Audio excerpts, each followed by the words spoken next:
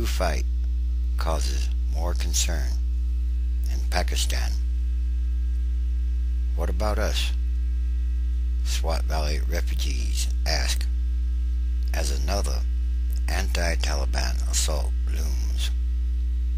And as they bake in a sea of plastic tents under the relentless hot sun, families displaced by the recent army campaign against Taliban forces in the Swat Valley have a single burning question about the Pakistani government's plans for a far more ambitious military assault against armed extremists of the Taliban in the tribal regions of Pakistan.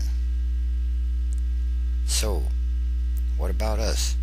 Demanded a farmer, 35, who fled the Swat Valley with his family 1 month ago and now lives among approximately 50,000 people in a former refugee camp in northwest Pakistan. Our homes are destroyed, our crops are burned, our animals are dead, and the Taliban, they could come back any time. They really haven't been defeated or destroyed, have they? And why is the army going into the tribal areas when they haven't even finished the job in the Swat Valley? That's a real good question. And the question has a strategic dimension as well as a human one. And it is among many concerns being raised in Pakistan about the government's decision to launch a second major army operation or offensive aimed at flushing thousands of well-armed Islamist insurgents out of the toughest terrain and most rebellious tribal territory in the country, and in a new setback to the army's momentum. A key pro-government commander was fatally shot in his compound. Officials and witnesses said the killer was apparently loyal to a Taliban leader who is the main target of the government's new campaign. Supposedly, over the past several months, a solid national consensus has developed for the first time that the Taliban and other violent Islamist groups must be stopped. This has bolstered the army's determination to crush the extremists after several years of failed raids, or actually many years of failed raids and peace deals.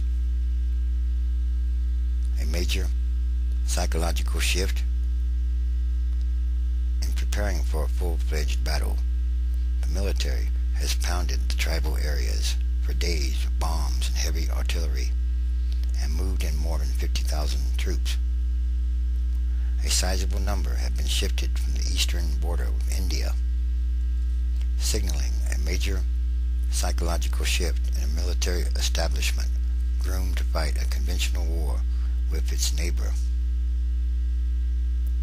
Finally, the mindset has changed, said a retired security official in northwest Pakistan. There is a realization that the threat to Pakistan in these times is not India's divisions and tanks. It's more like suicide bombers, IEDs, stuff like that. But the new campaign, formally announced by the government last week, has also unleashed a flood of concerns. Military experts worry about the danger of opening too many fronts at once and challenging hostile tribes that historically have been notorious or famous for defeating foreign invaders, or just defeating any invaders for that matter. Why are they doing this? What exactly do they expect to win? And when will they know when they have won? There's also widespread confusion about exactly who the enemy is and what the operation's goals are. numerous militant groups operate in the mountainous, tribal, no man's land straddling the Pakistan-Afghanistan border. In the past, Pakistan has tolerated local extremists while blaming those in Afghanistan for its problems. But today there are ever closer alliances and even fuzzier distinctions between them. Good Taliban versus bad.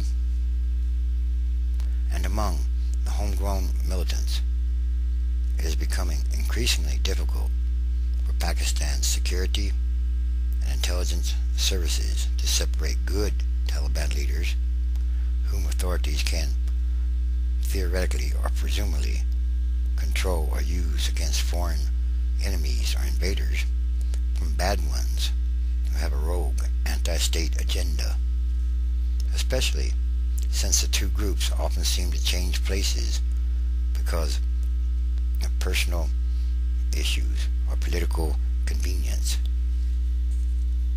Who are they really fighting?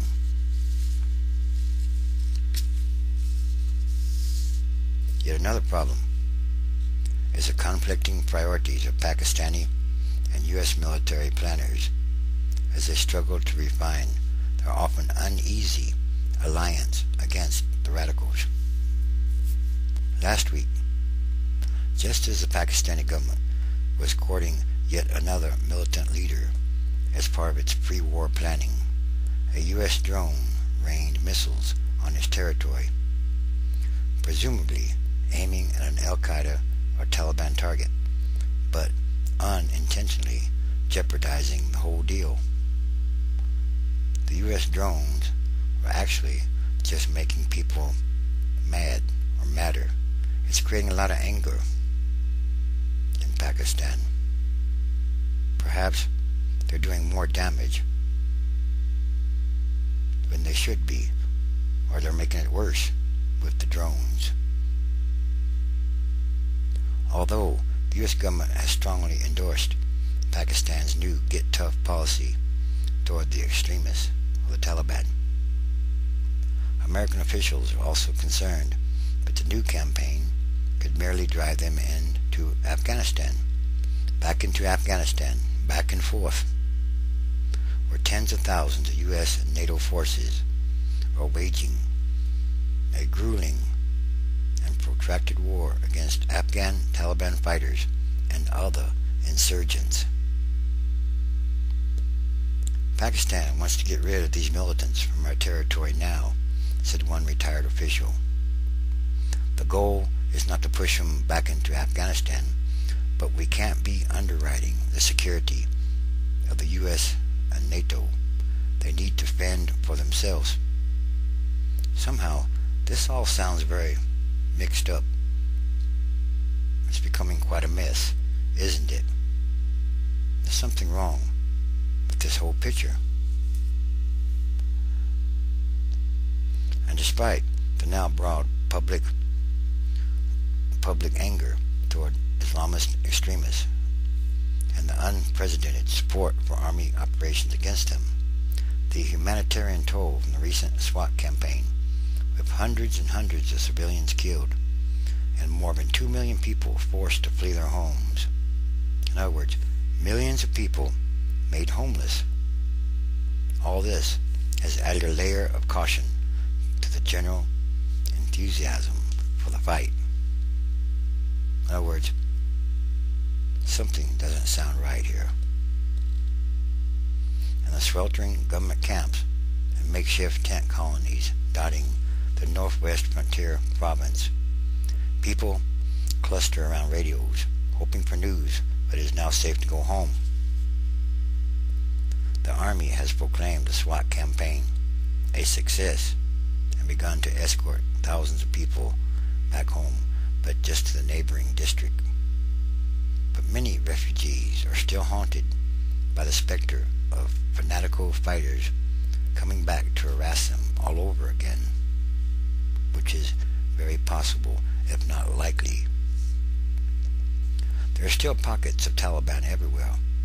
They still have sophisticated weapons, A lot of them escape to the hills or the mountains, or they cut off their beards, said one man who fled from SWAT last month with 320 other villagers to a convoy of rented trucks.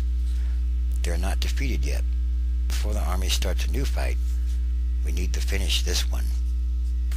And, once again, all these things, all this, are more signs of the end times, transition days, which is happening rapidly. And there are many, many signs